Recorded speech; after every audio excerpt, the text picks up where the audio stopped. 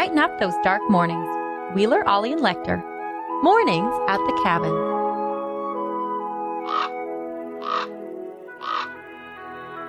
Mornings at the Cabin, indeed. Wheeler, Lecter with you on your Tuesday morning. It is minus 33 outside, a little colder this morning. Mornings at the Cabin brought to you by Aurora Ford, driving the north. And it wouldn't be a Mornings at the Cabin show or another day in Yellowknife or the Territory without more legislative assembly drama. You find that at cabinradio.ca or on Cabin Radio NWT Facebook page. Steve Norn alleging that Tim Mercer is a bully. He's the clerk of the NWT legislature, bullying, intimidating others, abusing his authority for over a decade. And the Legislative Assembly is going to be taking steps towards figuring out what all that means. Well, this is not the first thing I wanted to hear. I know. First day back after a long weekend. What'd you want to hear? Wait, we didn't have one. We didn't have. Remember, this is but this whole thing could have been avoided. These accusations towards Tim Mercer are simply a distraction from the main issue as to why we don't have a long weekend in February. Yeah, and the kid, that probably doesn't happen if we get a long weekend in February. Everyone's looking forward to it. That's right. There's no reason to abuse any power. Local hero Rylan Johnson sounding the bell for a stat holiday in February. Now, Phoenix made a very good point in that especially private businesses still have to pay people for those days. So, Phoenix, it's one of those things. It's just like, you're not working and we're still paying you. That kind of nonsense is not helpful. That's right. Kind of logical nonsense won't help this cause. We'll get into it. Mornings at the Cabin, your morning stop for whatever. Mornings at the Cabin, the podcast. Mornings at the Cabin brought to you by Aurora Ford, driving the north. Wheeler and Lecter with you on your Tuesday morning. No longer Taco Tuesday. I don't know if you've been listening, but we stopped doing that quite some time ago.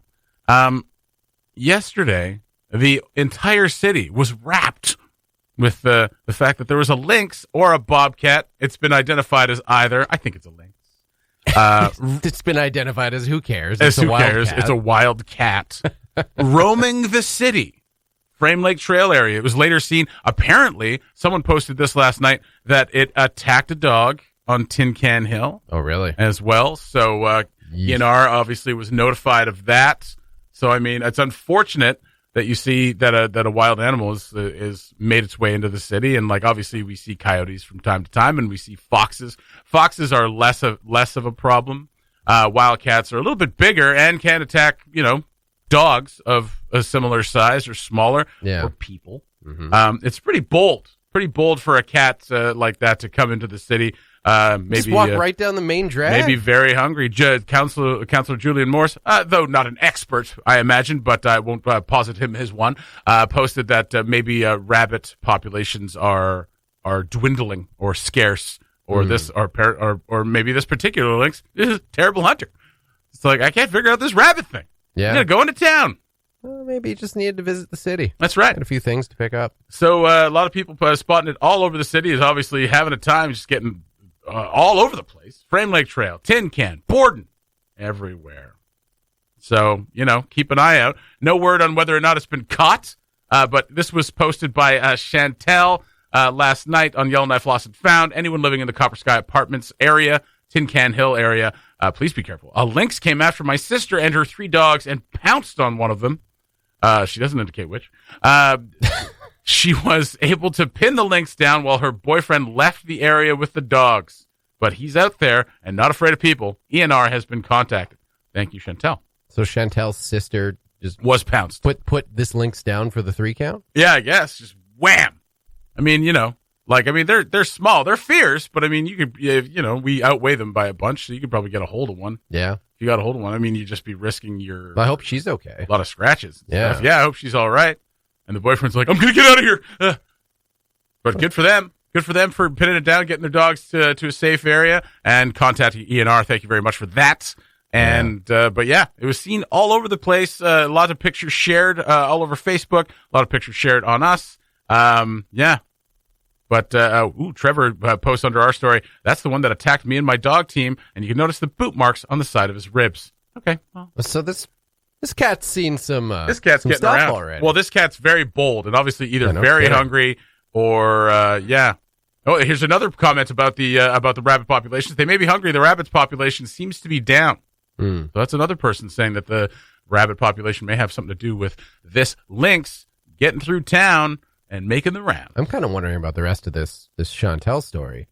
Like, so did you pin the cat down? Yep. And then Buddy got the dogs out of there, and then I guess she just let it go. Like, what are you supposed to do? You're going to try to kill it, I guess. But I mean, you could call ENR. Hold it till ENR gets there. ENR's going to be like, yeah, we'll be there soon.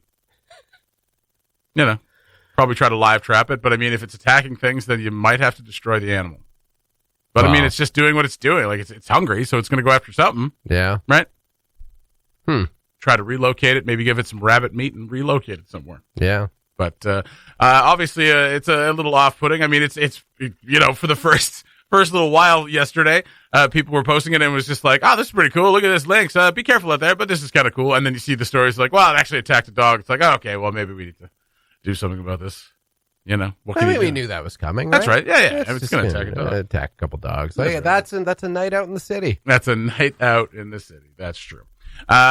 So if you do see the lynx, I mean, ENR's been contacted. Maybe ENR's got a handle on it already. They got a trap out or something like that. But if you do see the lynx, let ENR know where it's at. Maybe they're cruising around looking for it. It's already got a losing record. Yeah. So I don't know. It went after 3 dogs and a person, and the person won. Yeah. It's probably looking for redemption now. Yeah, that's right. Yeah.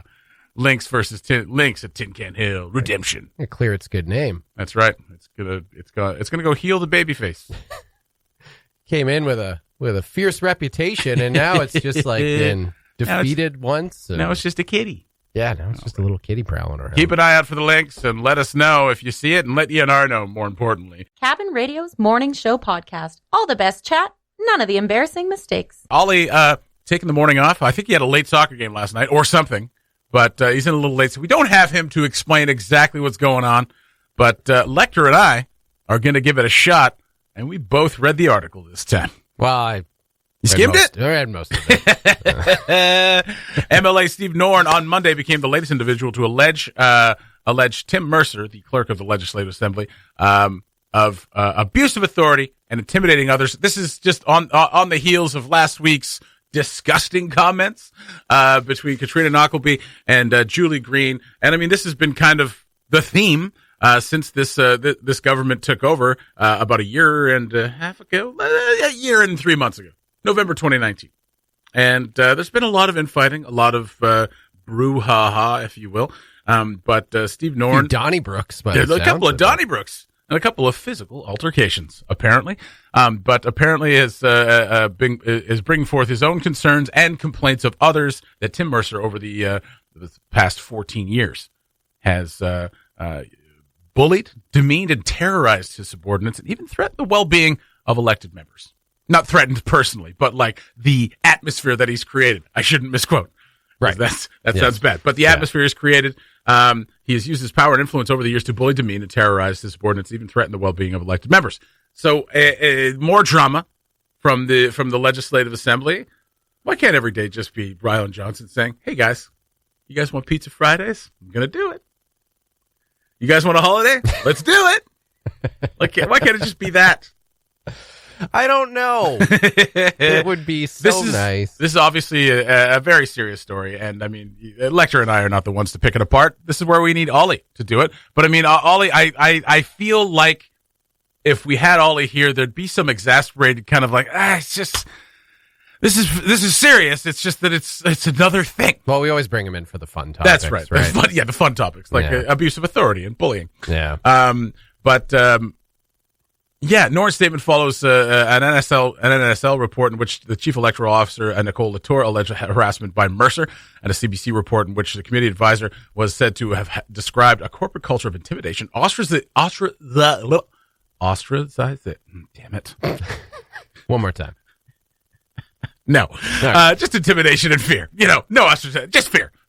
In a letter of complaint about Mercer. Now, Tim's been under investigation before. He himself, in this article, points to the 2018 investigations into his conduct that yielded nothing.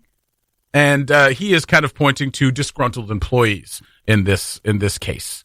People that were, pardon me, where does it say? People that were failed politicians. An uncivil war is what he's saying we are witnessing, fueled by a small group of former and failed Yellowknife politicians who have been unwilling to accept the results of the 2019 election and subsequent leadership and selection process. He's denying it and just saying like this seems like it's been drummed up from out of nowhere. He also told us here at Cabin Radio that he believed the publication of several sets of allegations in recent days to be a coordinated and unfair media circus. Oh. Now, I take exception to that because there would be nothing coordinated about a media circus. A media circus would be fraught with catastrophe. Accidents abound. There is no coordination amongst the media in the north here. I believe that he's talking about the people who control the monkeys. Not, you say, not my monkeys, not my circus. Well, there are people who do pull strings and release information at opportune times and things like that. There are people who are not elected who wield power within the NWT. A lot of them. There are. So, and that's not, I'm not making accusations. I'm just saying things that people already know. That people who are no longer elected, had been elected in the past, or who have never been elected to public office do hold sway and hold information and release them at opportune times. I'm not saying there's nothing to these allegations. We're just talking about what this story is about. But when he kind of points to like this is people who are either not in the ledge, but there are some. So there has to be this investigation, which they're going to do. That's the next step: independent investigation into these allegations, because it has to happen anytime these allegations happen. So there you go. Yeah. Well, either way, it's going to be a good time. Well, either way, if any of these allegations are true, yes. 14 years is a pretty good run for a reign of terror. Yeah, that's right. Usually, a good reign of terror is like 5-6 years tops. Yeah, I do, and it's only in my own morbid, dark humor that I find this kind of funny, where Mercer's like, listen, you could do an investigation, but 2 separate investigations 3 years ago into this very conduct that I'm being accused of right now yielded nothing. So I do like that. You got a full count. Yeah, what are you going to do? You going to swing or you going to let it walk? Yeah, let it walk. You got to take that pitch. There you go. You got to do it. Obviously, we'll have more as the information becomes available. Emily Blake and Ollie Williams have that for you. I am all over the place. Have that for you at Cabin Radio. Emily Reign of Terror Mercer here at Cabin Radio. Terrible. But yeah, it's more stuff coming out of the Legislative Assembly, where it's just like we're kind of wanting them to focus on getting work done, and they keep on focusing on infighting. Not to say that these things aren't serious and they shouldn't be taken seriously. It's just that, yeah. Also reported in this part of this story, and May 2020, a confrontation between Mercer and Shane Thompson became physical, apparently, according to witnesses. Mercer slapped Thompson's hand, gave him a little shove. Word on the street, I'm hearing that as a change of pace, there are rumors circulating that MLA Rylan Johnson is to kind of like calm the waters a little bit, is planning on possibly proposing a territorial grilled cheese day. Oh, Rylan, I wholeheartedly support every initiative you have. Yep. I would love. We can all get behind territorial grilled cheese day. Where do you pick up your grilled cheese? At 6 separate locations around the city. Here's another part of this story, though, and it's just one of those things where you just kind of, you look at the quote and you're like, yeah, that wasn't the best thing to say. And it was what Tim said about, I am, pardon me, I'm looking for it right now just so I don't get it wrong, but how he's paid handsomely for what he does. I make decisions, I do this, I do that, and I'm paid handsomely for it. Don't mention that. Don't mention that you're handsomely paid for something. I'm not paid well. I'm not paid well to do this job, which is why these decisions are so terrible. So you can take its job and stuff it. That's right. Take it and stuff it. That's where you want to go. But it's one of those things where it's just like, that didn't need to be said. You could have, but he was probably, it's an emotional time. It's about transparency. That's right. That's right. Listen, I get paid $500,000 to do this. And, not all my decisions are going to be great. I don't think it's $500,000, but still, It's one of those things. It's one of those. You read the statement, you're like and you take in all the information. It's like, oh, that's a bit of information that nobody needed to hear during a pandemic. Listen, all this infighting, we're getting paid really well for it. He's not calling you up on the money phone. Don't worry. The money phone. Okay. I have one of those. That'd be hilarious. Tim Mercer just doing push-ups with stacks of money on his back. Oh my God, that'd be hilarious if you just tweeted out just like a pile of brown $100 bills like to his face, like, yeah, you giving me a call? I'm trying to give an F. Just training for my next brawl on the ledge. Again, we need Ollie for these serious things, these serious stories. The Mornings at the Cabin podcast was recorded before a sort of live, thankfully not in the studio, audience. Brought to you by Aurora Ford, driving the North. Now, yesterday we were talking about how the Long John Jamboree will not go ahead this year, as was kind of expected. We are a little disappointed, obviously, because, obviously we love the Long John Jamboree, and we want people to have jobs. But they've already committed to coming up strong next year. So there we go. Along with that, obviously, the Snow King Winter Festival not going ahead as planned, but there's still plenty of goings on and shenanigans down there. If you go down there, they are in build mode, and it's looking pretty cool. It looks really good. Yeah. It looks huge this year because, right? they've had to space it out, obviously, yeah, that's right, to account for social distancing. That's right, physical distancing, the actual castle itself. Yeah, and we were talking to Martin when he was in to talk about the Ever Late show. He, yes, of course, he's been a member of the Snow King crew. That's for the King of the King's Men. Mm-hmm. Is that what they call it? Sure, something like that. The Snowman. For the Snowman. Yeah, for several years now. And, he was telling us a little bit about it, how it's spaced out, and they're going to have like a defined entrance and exit. Like in previous years, you know, there's just been an entrance / exit. A mosh pit. And a mosh pit, yeah. You just cram in there. Cram in there and get in there. It's part of the fun. That's right.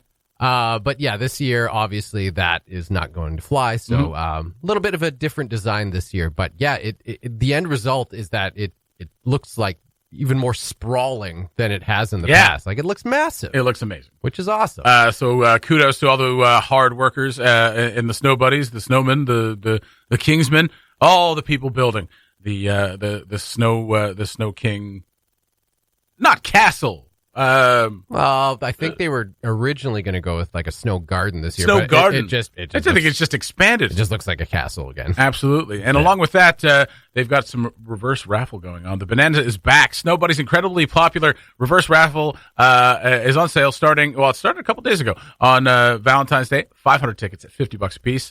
50 grand prizes with grand prizes of $2,500, $1,500, $750, $500, and $250. What's a reverse raffle, you say?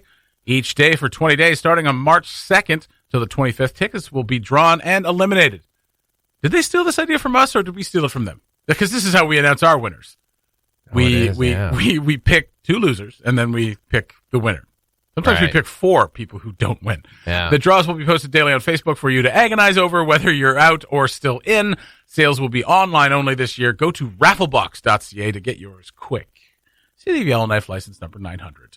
So a good fundraising effort for them, but also a good chance, like 500 tickets, a great chance to win $2,500. What do they need a City of Yellowknife raffle license for? They're out on the lake. That's right. Yeah, that's right. They're not even on city property. Yeah. Geez, City of Yellowknife, get your taxes some other way, would you? Well done, City of Yellowknife. Yeah, well done. Way to collect those taxes. Swinging that one.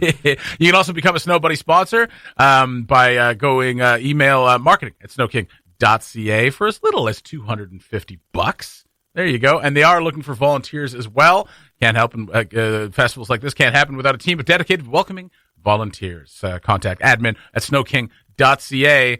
There it is. A little Snow King updates. And then you get to be a Snow Buddy. Snow Buddy. Can't say it without saying it like a Canadian? Like a Canadian from South Park. Yeah, that's it. Snow Buddy. Snow Pal. Terrence and Phillip. Hey, Snow Buddy. Hey, buddy. So everything looks pretty amazing down there. If you haven't had a chance to get down there, get on down there. All right? Take a look around, and we look forward to a completed snow garden. If it ever gets complete, who knows? They might just continue building throughout the entire winter.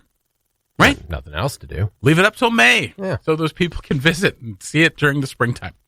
Yeah, You know how that goes. So get your tickets for the raffle. I mean, 500 tickets. They're going to go fast. They're only $50 a piece. And that's great odds to win some cash and obviously help the Snow King Winter Festival fundraise for next year because, next year hopefully we'll be able to do stuff. Because one of these years it's got to go up. It's going to happen. One of these years it will. Now you had me turn up the fader for some reason. Yeah. Okay. This is why we don't get into the technical side of this. So you can get your raffle ticket, become a Snow Buddy sponsor, and help volunteer. Once again, you can go to admin at snowking.ca for volunteer information or marketing at snowking.ca for to become a sponsor, and rafflebox.ca to get your tickets online only this year because they don't want you to touch them. The Mornings at the Cabin podcast. I want to let you guys know that the Burger Week prize draw coming up today, 12:30 on Facebook Live. And so you'll find out if you won for eating all them burgers or if you just ate all those burgers for funsies. It is fun to eat burgers. And for donationsies. Obviously. All those donations going to the Food First Foundation. Wonderful stuff. So thank you for everybody who went out there and ate some burgers. I think we don't have a final tally yet, but I think the Woodyard Post is what their tally was, $1,600 or something like that they raised. Oh, nice. Yeah. Right on. That's a lot of bloody burgers. I didn't see any of the final results. I think Woodyard's the only one that did. Okay. So far. But I think we'll get a final tally later. So if they did $1,600 and other places did similar business, then we're going to see over $10,000 for the Food First. Very nice. Very nice. Nice. We got a big blank check in the office there, which is dangerous. That's right. Just handing us a giant oversized blank check. I love those oversized checks. Right in your amount. Yeah. So we'll find out. I guess a little later today. A little bit later today, about 12:30. It's going to be on Facebook Live. Just go to the Cabin Radio NWT Facebook page, and there you go. The Burger Week prizes from gift cards to that weekend getaway are going to be given away today. Very nice. There you go. Also, something we don't usually do here at Mornings at the Cabin because it's death. Every day there's something to celebrate, and today is no different. What day is today, Lecter? Well, playing right into your death theory, Jesse, today is National Almond Day. Oh, my goodness. Exciting. Oh, so much to unpack here. National Almond Day. If you eat 5 almonds a day, it's supposed to be very good for you. That's a good nut. It's a good nut. Great nut. Good nut. However, unfortunately, almonds are one of the most resource-heavy nuts to get. Shoot. So we're not supposed to be eating them anymore. So you're saying chocolate-covered almonds are definitely not good. I mean, they are a delicious little snack, but so holy moly, the carbon footprint that goes with those, not going to stop me from eating them, but it makes you think. Well, I know I was just singing the praises of almonds, but they're... Were you? You just said it was National Almond Day. You just said it was good nut. It was a great nut. Great nut? Great nut. Good nut. But probably one of the most... tasteless nuts. I mean, yeah. I mean, if they're not roasted with salt, I mean, you're just eating. This is like the whitefish of nuts. Yeah. And I love whitefish, but I mean, whitefish needs some flavoring. Well, let's officially launch a protest against National Almond Day. All right. That's stricken from the record. Let's start by not talking about it. Moving on. It is also National Pancake Day. All right. Now we can all get behind that. No, right? no. See, pancakes are like the waffles lesser something or other. That is not true. Yes, it's true. Pancakes are worthless. No. They're easier to make. You don't need iron. They're easier to clean up after. No. What? You ever tried to clean a waffle iron? They're a nightmare. Who cleans a waffle iron? Nobody. People? No. What? No, it's just like a teapot. You just leave that stuff in there. Just give it a little rinse. I don't... Okay. I love a waffle. I just love the pockets where all the syrup goes. Syrup? Yeah. On a waffle. Sorry. What do you think I said? I have envisioned you talking about the iron. Oh, the iron. The pockets of the iron. That's how I clean it. You just pour syrup. Pour syrup on it and close it and leave it be. That's how you make waffles. That's right. No, I've recently kind of like got off the pancake train. Really? There's one place I would still eat pancakes, and it's a place called Charlie's in Maui. It's owned by Willie Nelson, and their coconut syrup is to die for. Oh, I'll never get off the pancake train. I don't know. It's just I'm not as into pancakes. No. I like a waffle. We got this beautiful waffle iron. It's great. Yeah. Yeah. Okay. Well, so you know what? For Screw some, your days. Not for Is there another national day that it is? Well, it's Mardi Gras. It is Mardi Gras. It's Fat Tuesday. That's right. Yeah. Very nice. So not like a national day, but, you know. I mean, it's celebrated by people far and wide. Yeah. I wonder what they're doing this year. I think they're doing like not a virtual parade, but like I read a little something about Mardi Gras this year, not doing the full on float thing. I mean, maybe there are some people doing it, but people are like turning their houses into floats. Oh. So then you can walk by the house. Oh. Rather than gathering, you walk. I'm happy this isn't some tasteless hurricane joke. What are you talking about? Never mind. Moving on. And finally, over in Poland. Okay. And you always want to know what's going on in Poland. National Screen Door on a Submarine Day. It is National, and I didn't know how to pronounce this at first, but it is basically a jam buster donut. Can't wait. It is, and I looked it up. It is National Punch Key Day. Punch key. A punch key. You ever had a punch key? I've not had a punch key, but I've heard of a punch key. And it's a national pastry. It basically exactly like, the old standard jam buster you would see with the powdered sugar on the outside. Except it's probably like 1,000 times better. Probably. In Poland. It's like their national pastry. Yeah. Yeah. Probably made from scratch, good on you, not frozen. Good on you, Poland. That's a good pastry. Yeah. National pancakes. I mean, if you're a pancake person, I'm not going to judge you for it. I'm just saying that I like waffles more.